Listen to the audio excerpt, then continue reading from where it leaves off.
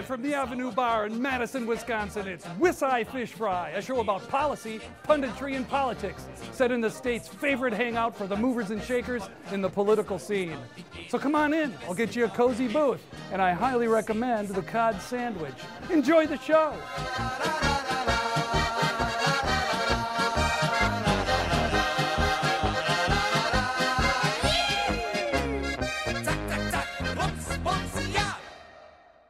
Live from the Avenue Bar, this is WisEye Fish Fry. I'm Steve Walders, reaching for a cheese curd. And I'm Jackie Johnson with Wisconsin Radio Network. We're here at the Avenue Bar to bring you candid conversation with the movers and shakers in our state's world of public policy and Wisconsin politics. Why are we at the Avenue Bar? Because it's where capital victories are toasted, defeats are drowned, and political wins and losses are charted. Jackie, the state budget is being worked on now by the Joint Finance Committee, as you know. The UW system faces a $300 million budget cut, and so let's hear from UW system President Ray Cross. Let's ask him how he's working to fend off that cut and see what he's planning if that cut goes through. And you know, actually interesting, Steve, is that $300 million potential cut in the governor's two-year budget plan. According to Ray Cross himself, that could be actually around $350 million when a few other things are added into that. Oh, I want to ask him about that. And also, our state is not immune to the gun violence and police officer-involved shootings now plaguing the United States. Any day now, the Dane County DA will release his decision regarding the officer involved in the shooting of Tony Robinson. So let's hear from Madison Police Chief Michael Koval and the state's public defender, Kelli Thompson, to talk about the growing national debate over police shootings and arrests. You know, that's going to be really interesting. There's so many questions to ask the two of them. I don't know whether we'll have time, but if we do, maybe we can ask the chief about his days as Bucky Badger's mascot. He was indeed Bucky Badger. Okay, time to welcome our first guest, Ray Cross, president of the UW system. Ray Cross, thanks very much. This is WisEye Fish Fry is an informal setting, but we interview newsmakers such as yourself and serious subjects. So thank you so much for joining us at the Avenue Bar. And thanks for the cheese. And by the way, take as many as you want. I'm sure. You know, you started your career as an adult serving in Vietnam. You're finishing up your public service career as a UW system president. Same survival skills? Any similarities there, sir? Fortunately, I'm older and the bullets bounce off. At least it feels like some of them make it through, but nevertheless, it's there are a lot of similarities in terms of the kind of response one has to have to pressure and constant change and chaos around you, and it was certainly a whole lot more serious in Vietnam, but there are a lot of similarities otherwise, and that's true for a lot of people in life today. Well, of course, right now the big news is the potential $300 million cut in the state budget that the governor has proposed, and you're trying your best to work with legislators. You've talked about this all the time, that you guys are working together, you're going to the governor's office, but you've also said that it's not really $300 million, it's more like $350 million when you talk about additional cuts and such. Do you want to explain that maybe a little bit? In the state of Wisconsin, without trying to get into a lot of detail, in the state of Wisconsin, there are expenses that are delayed and then paid retroactively to your base. And those are not included in this. It's called cost to continue or participation in compensation reserve. So what we're attempting to do is make sure those are included. The expenses that we didn't necessarily impose, increases in fringe benefit cost, et cetera.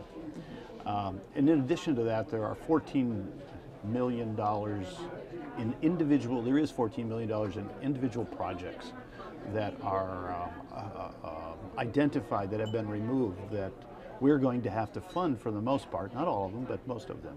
Mm-hmm. So it's about a $350 million actual cut to the university, that's correct. And you were hopeful for a while there, but Majority Leader Scott Fitzgerald had come out saying that it's very unlikely they're going to make any changes to that proposal. I disagree with the senator.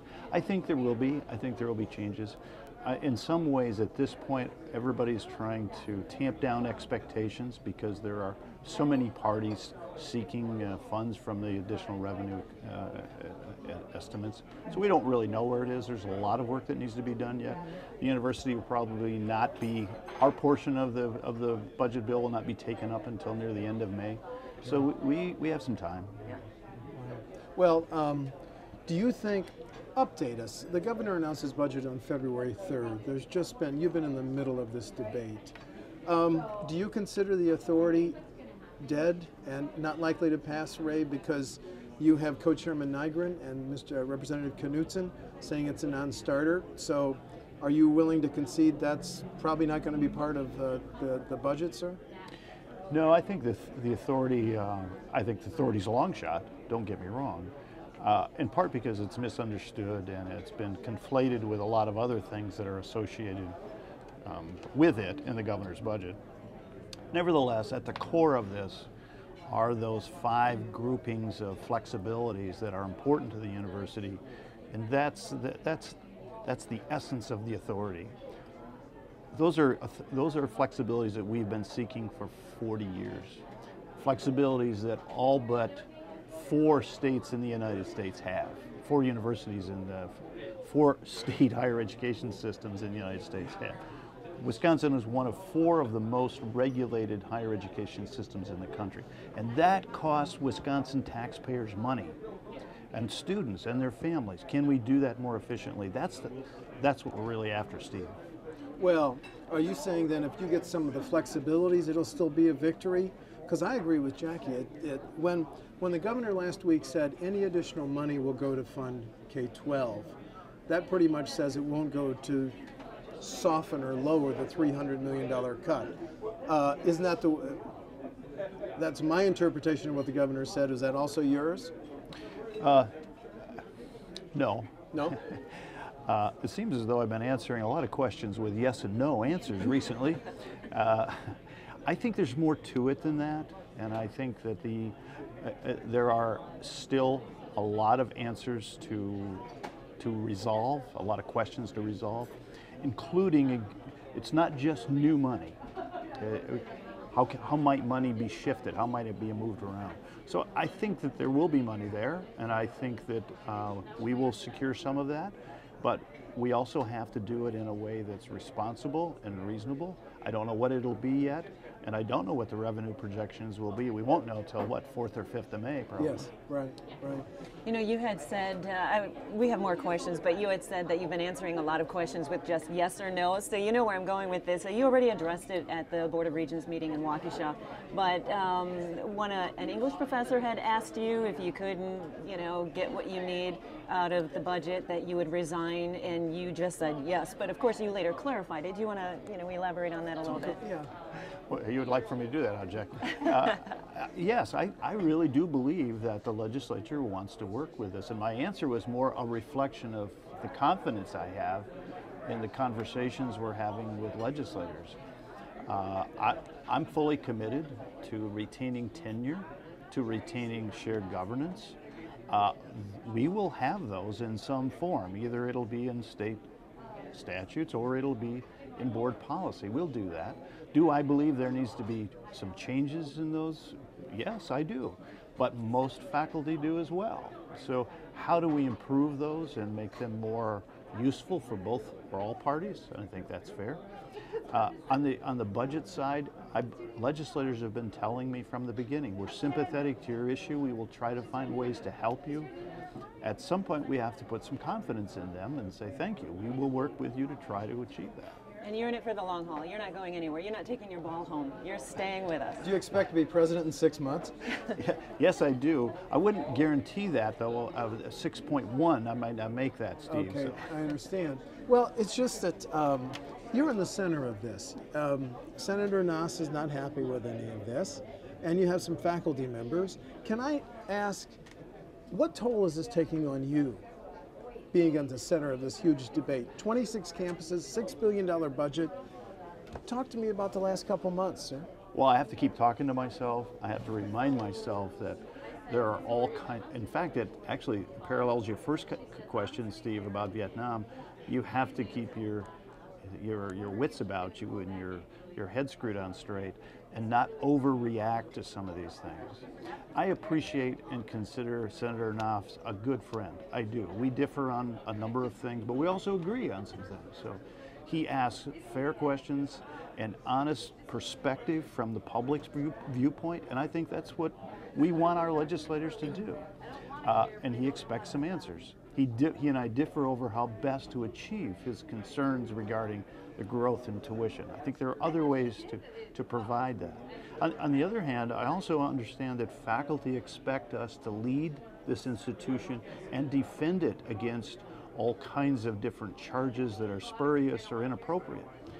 And we're trying to do that. We're trying to do more of that one-on-one and in the back rooms with legislators to build relationships. Look, we're not adversaries here. We're working together to solve these problems. We understand that legislators face enormous challenges right now with respect to the budget, with state revenues, with all of the non-discretionary spending they have to find a place to fit things into.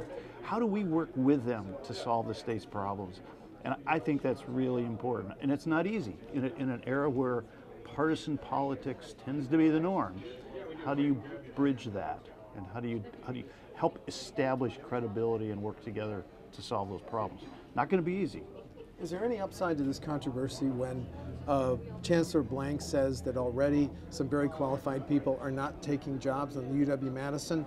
But is there any upside as this state is focused on the 26 campuses, how much they cost, potential cuts? Is there any upside in this debate, Ray? You may have noticed, Stephen, a recent survey, I can't remember who did it, that the public was opposed to these cuts. I think 70% of the public opposed the cuts.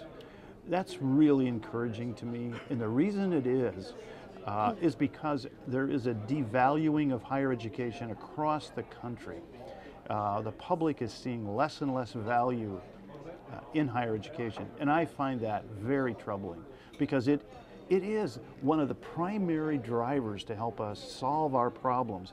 At the same time that Madison's basketball team is in the Final Four, and there's all kinds of great things and emotions around that are positive. They announced a possible vaccine for Ebola. Amazing. That's a tremendous thing. And concurrently, the folks that are working on Alzheimer's solutions and ways of dealing with Alzheimer's may have discovered some compounds that delay, postpone, and discontinue the growth of Alzheimer's. Tremendously. Now that's on the research side. And we don't often talk about the great teaching that occurs throughout these institutions. Some of the best teachers in the world occupy our classrooms. So to me, the devaluing of higher education overall is a serious concern. And when I saw that poll, that's very, very positive to me. Well, Kathy Sandine took your old job, Chancellor of UW, the Extension colleges, the two-year schools. She said, first of all, she just came onto the job minutes ago, and she got dumped into this situation, and she said all those schools are going to really struggle. And that's something that, of course, you have to, the two of you are working together on this with regard to the cuts. So you're having regular communication with Sandine? Not only Kathy, but also several other chancellors, because there are probably 5 or 6 of the 13 institutions that will suffer greatly from these cuts, and we have to find a way to mitigate that and help them bridge their way through this. It also offers us the opportunity to reform the institutions, not just the colleges, if we can do it wisely. The best style of reform is more evolutionary than revolutionary, and we hope not to do significant damage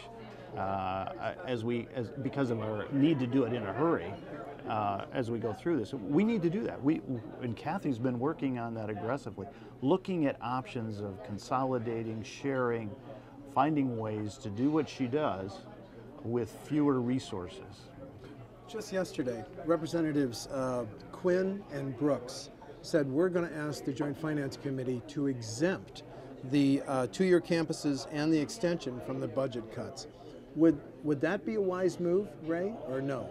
I don't think it would. I believe that Representative Heaton and also Representative Spiros have also indicated that they're interested in something similar.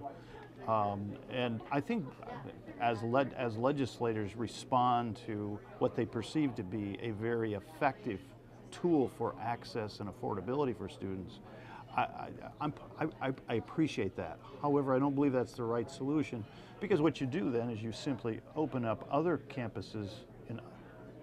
Why wouldn't Parkside, or why wouldn't Superior, or why wouldn't other legislators say, well, we don't want to harm our campus either. So let us work with them to let the system, the Board of Regents, work with them to try to mitigate any serious damage to those campuses. Do you hope the campuses that have announced buyouts hit those targets? And what would you advise a faculty member thinking about buyout? And what would you tell members of the Oshkosh men's soccer and tennis teams that are going to be eliminated? Well, obviously, each individual faculty member has to look at whether or not this is the right deal for them. There are a number of parameters that have to be put on these voluntary separations. They help us tremendously. It's very difficult to eliminate tenured faculty positions, but if you have a faculty member who meets some of this criteria, it makes it a lot easier. I don't know what the overall will be, because it will vary by campus. They each have slightly, I wouldn't say each, there are some campuses that have slightly different parameters on what they're after. The idea is that if we can save money by eliminating a position, or by filling it with a much less expensive position, we've really helped ourselves. You know, we don't have much time left, and I thought we'd have plenty of time for you to tell one of your famous jokes, or maybe sing a Doris Day song or something. Que sera, sera. I could sing that, Jackie. Excellent. But I've got the final question. If state aid is cut by $300 million, what does the UW system look like in 5 years, President Cross? Do you think we'll still have 26 campuses? Final question, sir. Then we'll let you have cheese. I thought this was supposed to be an easy forum, and it was supposed to be informal. We wanted to get you out of the Capitol and near some cheese curds, and sorry, but I really am curious. We asked you with a smile. And, so maybe I'll respond with one as well. But I actually believe there will be 26 campuses. I would argue that they may be managed differently. A lot of what we would refer to as the support services, the backroom business operations, will be consolidated, placed together. We're going to have to do a lot of that.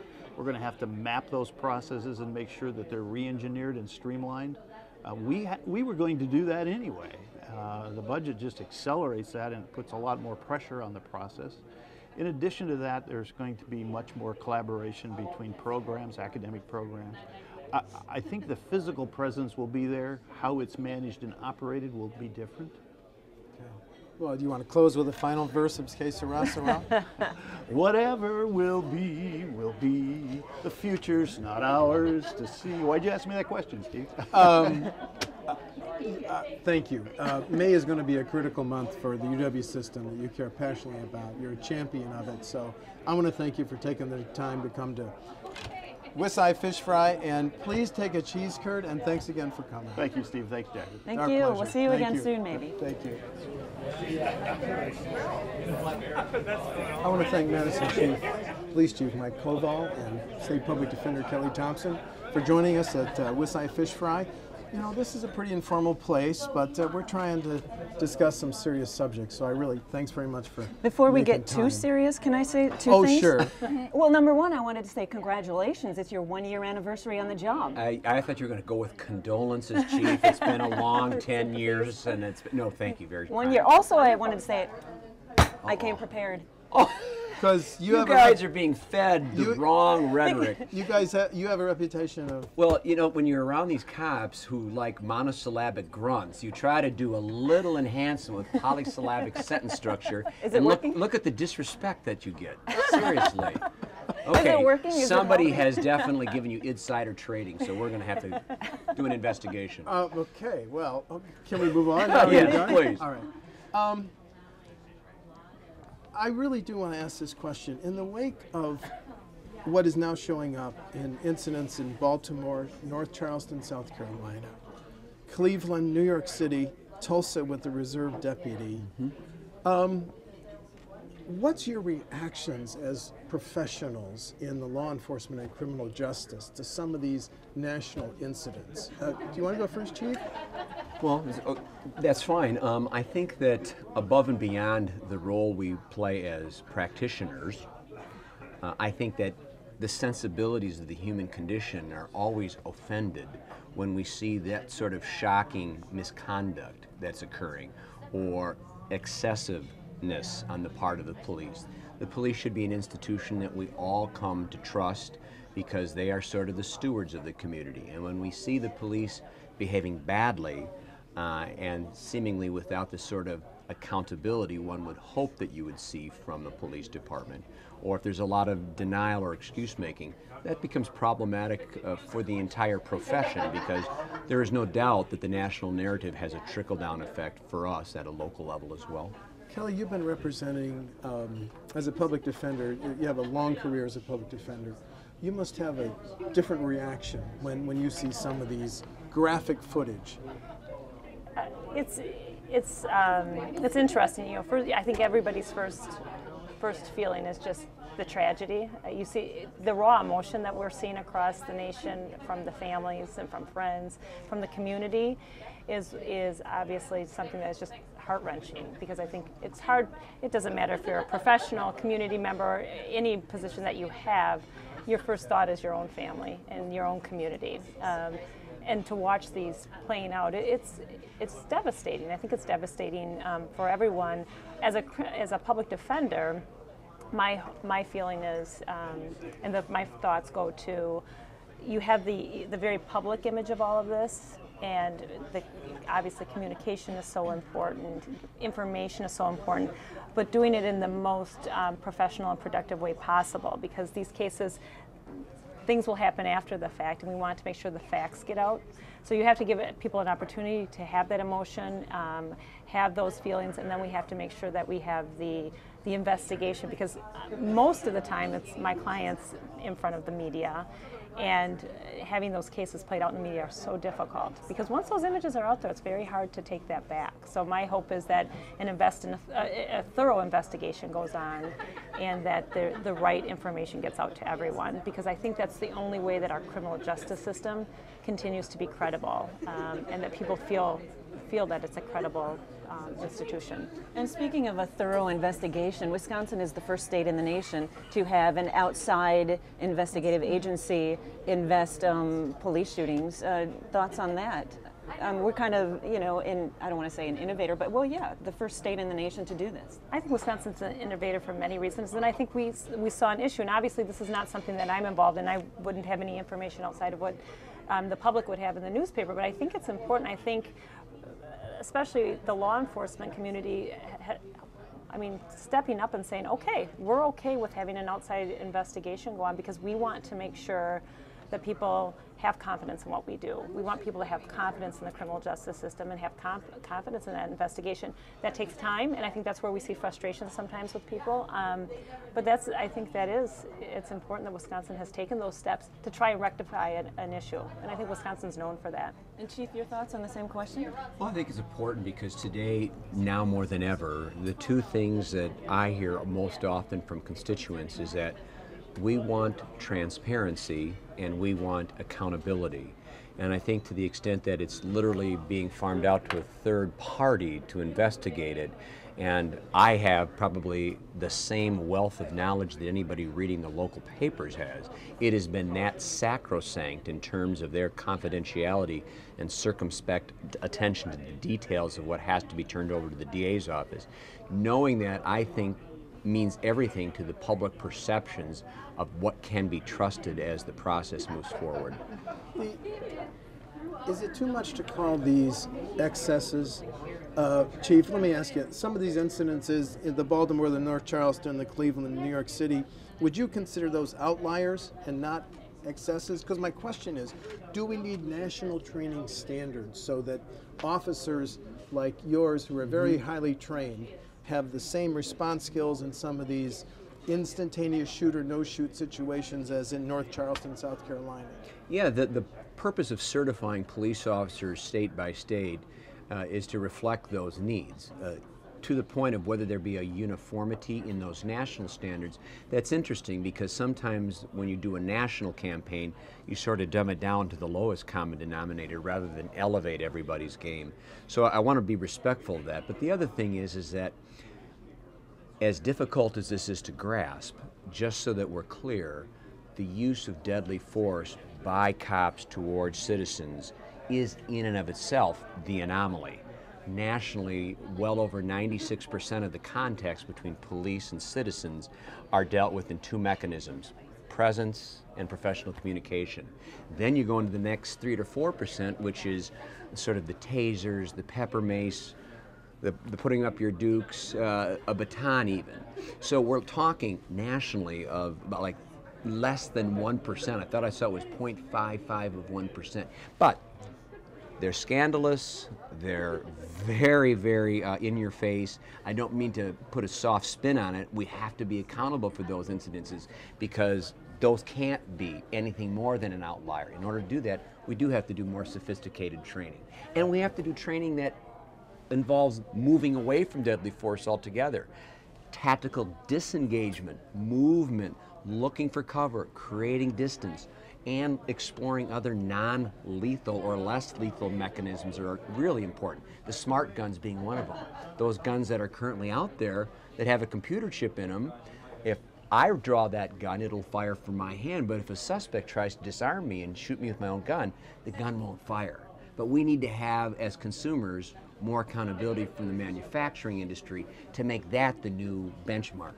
Well, Kelli, just to follow up on that subject, do your public defender clients, do you find a variety in police responses from very educated and sophisticated agencies like Madison as compared to a very small agency in northern Wisconsin? Are the rules different in how they interact and potentially arrest some of your agency's clients? I think for the most part, and this is anecdotal, I don't have any hard numbers, that for the most part the interactions are professional. You know, if you get up into rural Wisconsin, oftentimes people know each other. It's a personal communication. I will say some of the difficulties that we're seeing, and I think, giving Chief Koval kudos on this, is crisis intervention teams and the training, the mentally ill that are coming into our criminal justice system. Oftentimes not even being charged with a crime, coming in other ways, or being charged with a crime, and we can go right back to their mental health issues. Madison has taken a lead role in training their officers, and that's difficult. There is that healthcare part of it, and we are trying to get that out. We do have a lot of rural counties that are taking that on as well. They're identifying issues that they're seeing and then working as teams. Wisconsin has a very strong presence in the local communities of coordinating councils where we have all the players in the system. We have a way outside of the courtroom where we can all come together and say, we have an issue and we need to deal with it. And that really isn't falling on deaf ears. It's working with law enforcement. It's working with the district attorney's office, the judges, and most importantly, I think, is the healthcare society too, or the healthcare community, because they're coming to that table too to talk about these issues. And the crisis intervention team and the mental health professionals, I think, are going to play a key role in the criminal justice system. So Dane County, can I jump to the Tony Robinson case? Dane County DA Ishmael Ozan is going to come out with his decision any day now. I mean, he's going to give 48 hours notice. Right. So you have 48 hours from the time of the decision, but have presumably already been preparing for this to come out. How confident are you that your team is prepared? Well, I think that in the immediate response to whatever there may be, if people on one side of the aisle or other choose to engage in dissent by taking on protests or rallies or marches, Madison's been pretty customer focused in terms of facilitating those First Amendment rights of assembly, as is the case with expression. Obviously, the outliers for any demonstration are those who then choose to harm others or their other people's property. Fortunately, looking at the 95-5 rule, Madison people, this isn't their first rodeo. They understand how civil disobedience works and how to engage and work with the police. Given the tremendous, those sort of visceral emotions surrounding this, yeah, we have to plan for this, but we also had to plan for the Final Four. We planned for Mifflin Street. We planned for Halloween. So it's not like we think that there's gloom and doom around the verdict's door. But I think long term is that I've always been urging is that you can be dissentful, you can be completely contemptuous of the verdict or the police, but I would think that long term, creating a dialogue on racial disparities issues, we're going to be infinitely better off from a community that's intact versus fractured moving forward. You know, you've been trying all along. There's the concern about doing something like the reaction that's been taking place in Ferguson, right? And that hasn't happened here. Yeah. And but then on the other side, we've had some protests blocking East Washington Avenue, not for a minute, but the whole day, 8 hours. Is there any way to find a median in there somewhere, some sort of medium? You know, how do you balance that? Yeah. Where the protesters should block East Wash for 2, 4, 6, or 8 hours, Gene? In the norm, up until that time, the most we had yielded an intersection was 27 minutes, and that was our outer limit. In this particular instance, Madison was one of but a series of national initiatives being launched the same day. And I said to my command staff, cut them a wide swath. It's an opportunity for civic engagement. It's going to be right by East High. Let's show students what civil disobedience looks like and how it works. Then, quite frankly, when it became clear that the motive was to force the arrest issue, that's what took longer than it should have in terms to muster our resources. But that was at the excessive end. I don't think that we can afford to do that as a typical norm, because we're balancing those First Amendment rights, but also those rights of other people's freedom of movement and to get to point A to point B. I want to come back to a point that Kelli made earlier. YouTube was born 10 years ago. Is it a good thing now that any police and suspect or arrest can show up on YouTube? You kind of talked about the impact of YouTube. Is that a good thing?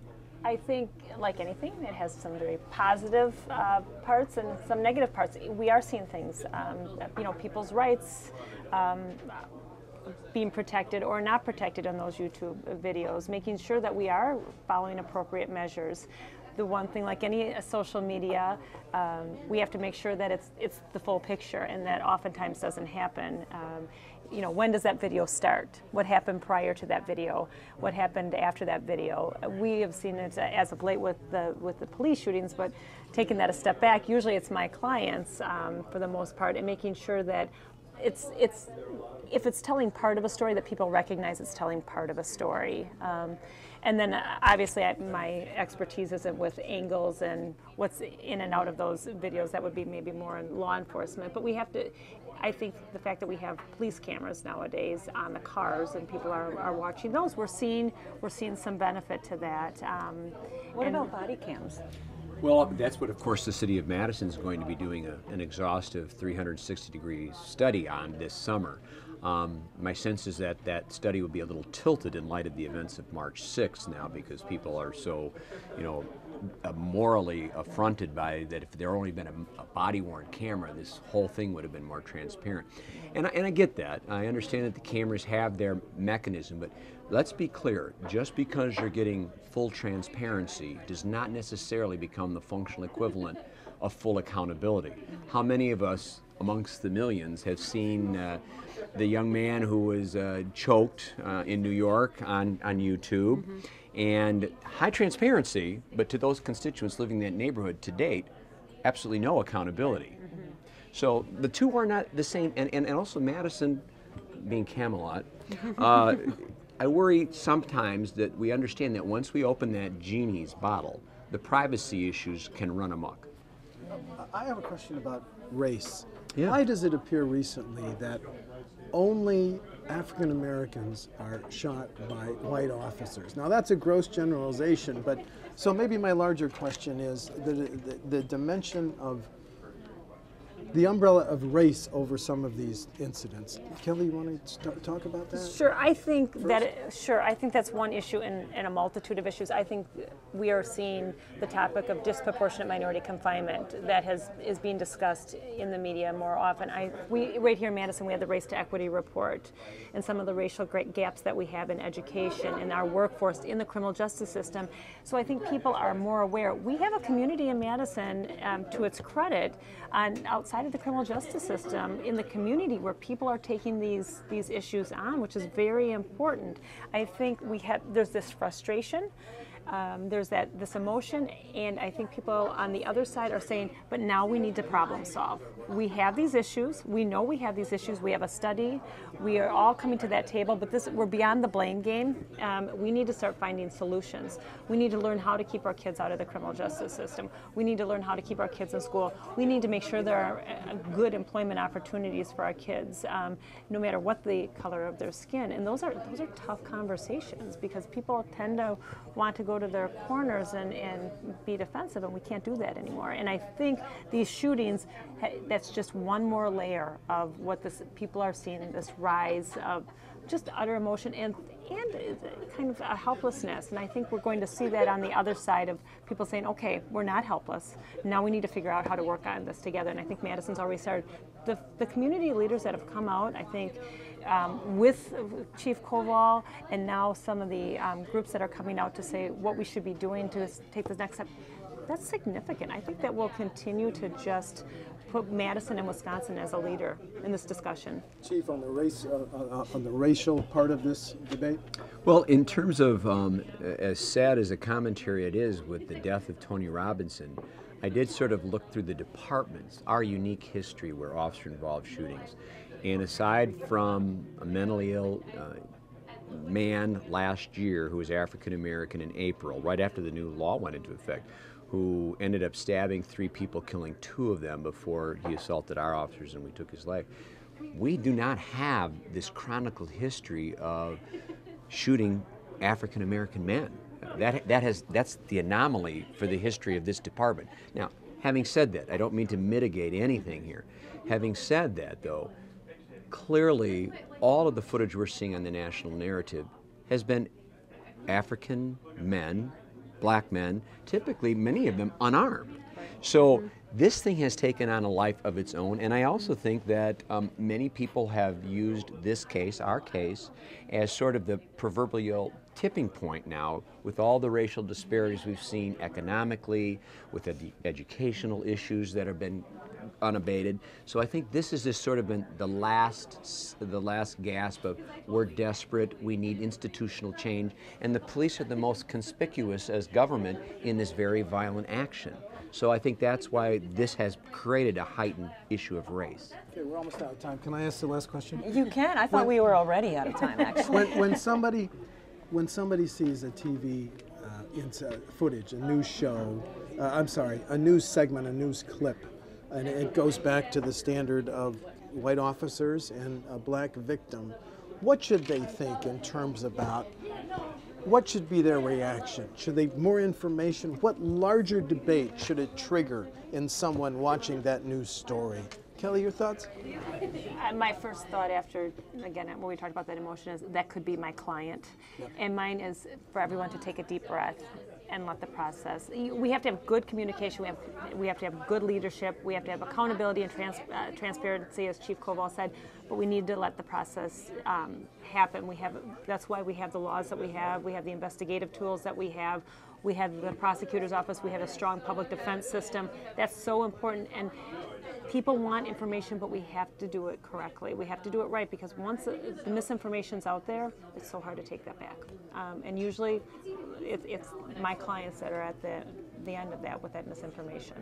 And your thought on? Well, again, overwhelmingly, contacts between police and citizens are resolved peaceably and mediated. At the end of the day, though, we have to do a better job of education at every level, at every threshold, in terms of telling citizens, here are your rights, and conversely, here are the limitations placed on police powers. I think that as you're a good consumer of what the Constitution provides and what the cops can or can't do, infinitely, a lot of these urban myths are debunked, and there's a greater sense of understanding of what goes on. Public Defender Kelli Thompson, Madison Police Chief Mike Koval. Thanks a lot. Thanks for joining us at WisEye Fish Fry. You want a goodbye cheese curd? Yeah, that'll be very good for the cardiovascular. Thank you. Thank you so much. Thank you. Thanks, Steve. And thank you for tuning in to WisEye Fish Fry. And tune in next week when we'll have a whole new set of guests talking about a whole new set of issues. Enjoy your weekend.